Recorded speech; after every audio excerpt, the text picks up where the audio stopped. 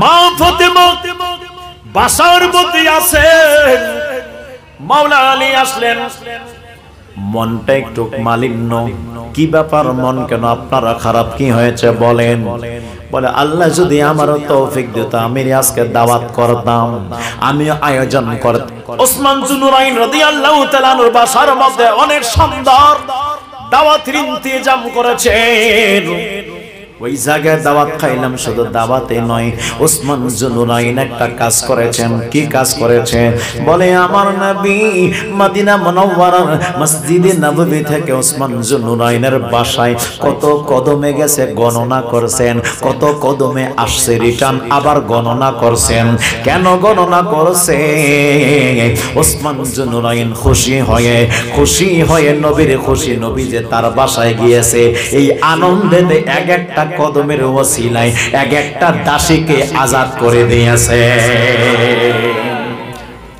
হযরত সাইয়্যিদা খাতুনে জান্নাত ফাতিমাতুজ জোহরা রাদিয়াল্লাহু তাআলা আনহা ডাক দিয়া বলেন, স্বামী গো মাওলা আলী, জান জান আমার আব্বা জানের কাছে চলে যান। কেন যাব? কেন? জান জান যে আমার আব্বা জানের কাছে দাওয়াত দিয়ে আসেন, দাওয়াত নামা নিয়ে যান। দাওয়াত নিয়ে আসলেন। ইয়া রাসূলুল্লাহ, নবী গো, ও মায়ের নবীজি, আপনার দাওয়াত রইল, আমার বাসায় দুপুরে বেলা দাওয়াত রইল। এইবার মা ফাতেমা রাদিয়াল্লাহু তাআলা আনহা একটা জায়নামাজ বিছাইয়া সিজদার মধ্যে পড়ে গেলেন।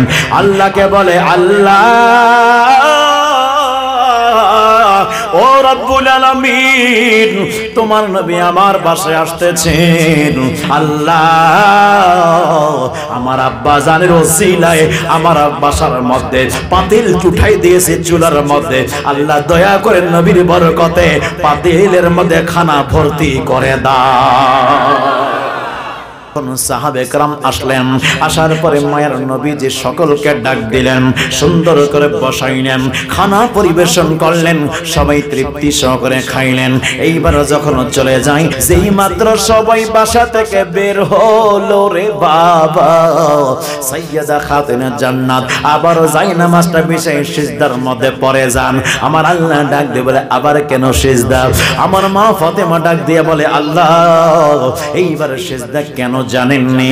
আমার আব্বা জান আমার বাসায় যত কদমে আসছে, আবার বাসা থেকে মসজিদে নববীতে যত কদমে যাবে, আমার আব্বা জানের এক একটা কদমের বিনিময়ে আল্লাহ হাজার হাজার উম্মতকে জাহান্নাম থেকে বের করে জান্নাতি করে দাও।